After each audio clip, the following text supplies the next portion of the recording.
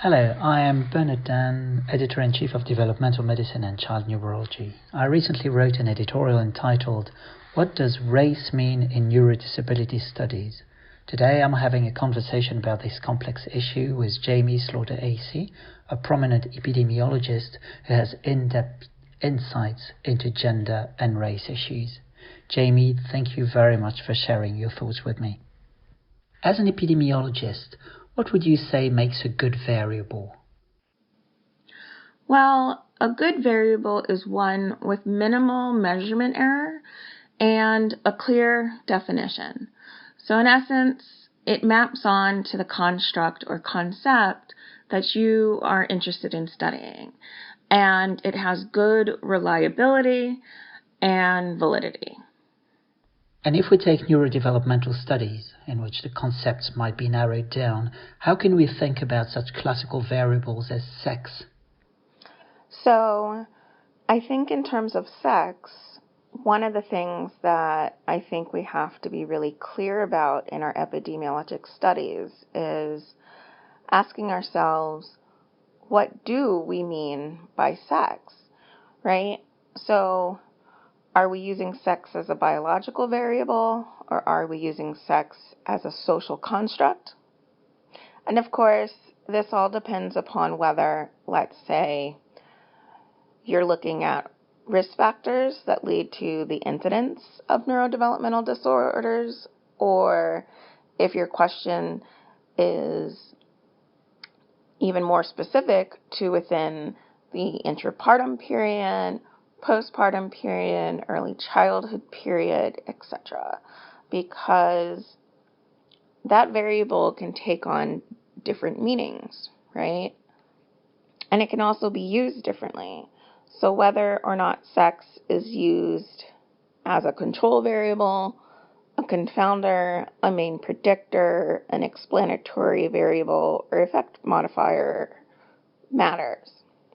We have to take time to understand our questions and be really thoughtful and specific in our wording so that people can understand why we are using sex in the way we're using it in our study. I suppose it's not necessarily an either-or issue. When we look at intellectual disability or autism spectrum, for example, it is not obvious to ascribe the recorded differences to biology or social constructs. I think that is correct. That's where I think being specific in the language we use, in the research questions we pose, is important. If we don't speak to why we're looking at this difference, it becomes sort of a moot exercise. No ethnic groups have also been felt to be relevant, and in the US in particular there remains an emphasis on self-reported race, while in many other places race has become less used as a variable. So race ethnicity in the United States is, I think, in a way very unique, in part because of the United States history with respect to the African slave trade, laws and policies that define who is white versus non-white, and racial segregation.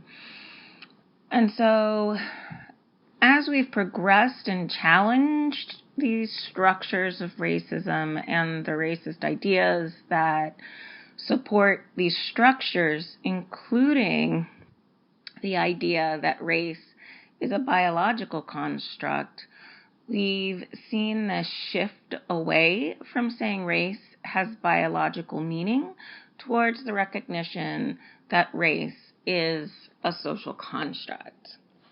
We are, I think, getting better in our studies in saying or asking what race is a proxy for. What is it a proxy for? Race, ethnicity, because of their being social constructs, they help us to monitor the presence of racial, ethnic inequalities that stem from systems of oppression. Do you think that results from studies using black and white variables in studies from the US compare with those categories that might be used elsewhere, say in Brazil or in the UK? I don't know if they are 100% comparable. While both the United States and Latin America have histories of racism and colonization, the formation of ideas around racial categorization in the United States versus Latin America makes race as a social construct operate differently within each. So, for example, the United States adopted the one-drop rule, where one drop of African blood or ancestry designated one as Black for the purposes of slavery and other policies that equated privilege with whiteness. And Latin America, racial categories are more phenotypically based, with color being primary. I would also say that while race is used in the United States and ethnicity or nationality tend to be used more in Europe, I would say that there are experiences of discrimination associated with each that have consequences on health in both places because of the history of slavery, colonization, globalization, and immigration. I think we have to recognize that the history of race began developing before America became the colonies. But at the same time, we have to recognize that there has been pushback against this idea of race being seen as immutable biological variable that appears over history. And so this idea that race is not a biological variable is not a new debate. And it really shouldn't be a debate at all. I must say I didn't realize the issues had that level of complexity. Now, where do you think we're heading for? Not in terms of culture or politics, but epidemiology and clinical science. I don't know if we're moving away from using the variable race. I think we're moving away from race being talked about in our epidemiologic studies as a biological variable or a proxy for genetic admixture.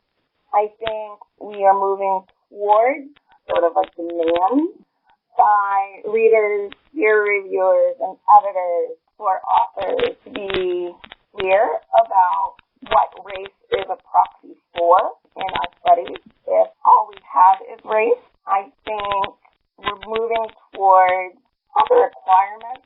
We need recommendation for us to not just be okay with only having the variable race and using it as a proxy for the construct that we're really interested in. Well, that's it. Thank you very much. Thank you so much.